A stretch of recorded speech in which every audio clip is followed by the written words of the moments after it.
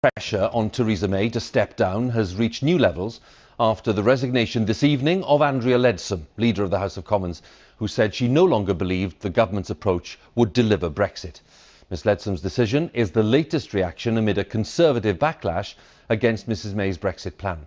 And several cabinet ministers have told the BBC today that the Prime Minister can't stay in office. Let's join our political editor Laura Kuenssberg for the latest at Westminster.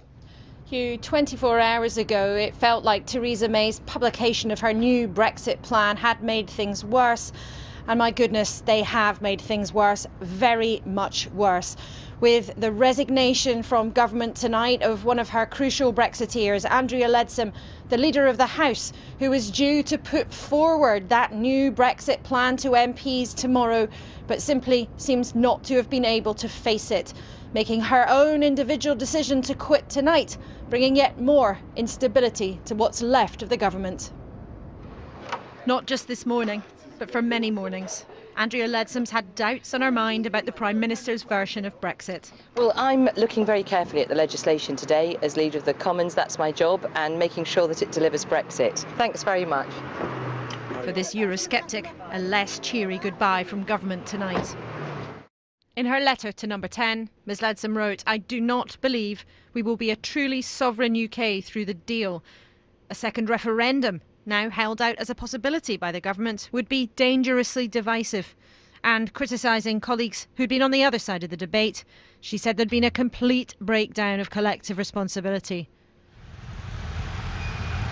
It was already a painful day for Theresa May, speeding in the side of the Commons. Prime Minister! Eurosceptic ministers were absent from their normal places, supporting her at Prime Minister's questions.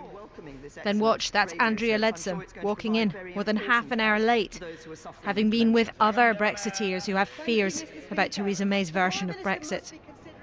Then at lunchtime, Theresa May had to try, probably in vain, to explain her new Brexit compromise that MPs already tried to strangle. We can bring an end to the months, years of increasingly bitter argument and division that have both polarised and paralysed our politics. We can move on, move forwards and get on with the jobs we were sent here to do, what we got into politics to do. That is what we can achieve if we support this new deal. It's now clear the bold new deal the Prime Minister promised is little more than a repackaged version of her 3 times rejected deal. The rhetoric may have changed, but the deal has not.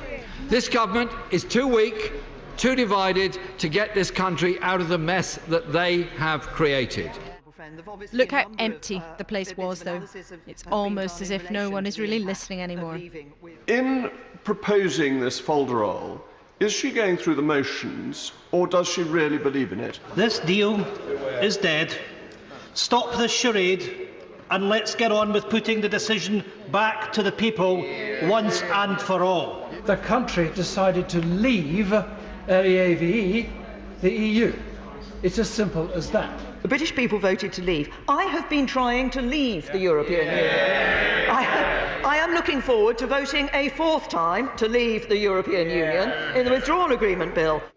This backing probably in vain. The whole House needs to stop saying no to everything on the table just because it's not our favourite dish. With her plan shredded, Theresa May's authority is sinking too, if not sunk. The people that I spend my time with mainly are the moderates and the centre-ground Conservatives, and the feeling is very much there that we've come to the end of the road with this Prime Minister. The time has come for a change of leader. We've only got a few months left until the deadline of the 31st of October, and we need a new leader and a new team to be able to deliver that. Things are changing fast for Theresa May, and for the worst. In the last hour, a member of the Cabinet has told me this has to be the end of the line. Another has said Theresa May won't last beyond Monday. And backbenchers who've been plotting to oust her for months are meeting again right now. Huddled away after toing and froing, they agreed with Number 10 that the Prime Minister will meet the party top brass on Friday morning. But even her most loyal defenders concede that could mean to say goodbye. I don't think the Prime Minister needs to be told anything. I think the Prime Minister is aware of the mood of the party. I don't think the Prime Minister needs to be told anything. I think she'll probably be doing quite a lot of the talking during that meeting. a routine meeting at the palace for the Prime Minister tonight. Very soon she'll sweep through those gates for the last time and be gone for good.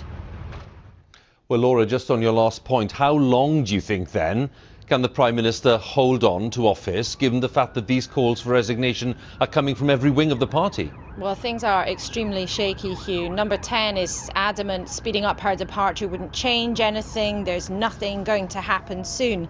But privately, I have to say that's absolutely not the mood of most people you talk to in the Tory party today. There's furious and frantic calculations about whether she might even go on Friday, or could she go in the aftermath of elections, of European elections on Monday. But whichever way this pans out, it is going to be soon. There are, of course, discussions about whether or not she would stay on as a caretaker Prime Minister during a leadership contest. But whichever way you look at it, there's been a definitive change in mood round here. Calls for her to go have gone way beyond the usual suspect. And it really does feel tonight that it's a matter of days left to Theresa May before she finally submits and offers her resignation. And as you mentioned there, Laura, this happening on the eve of the European elections. The elections tomorrow, the results not until Sunday night, but the timing is pretty incredible. It is absolutely astonishing. I mean, look, the Tory party has been struggling with the issue of Europe for many decades. This government has been riven with divisions and splits over Brexit since the day it was formed. Theresa May, through all that, of course, has tried very, very hard to keep the party together. But the fact that we are seeing this complete, not implosion, but explosion on the eve of really important elections for every single political party in the country, in the aftermath of all of Parliament's troubles with trying to deal with Brexit, is something that you really could not make it up. Laura, once again, thanks very much for the latest there at Westminster. Laura Kuensberg.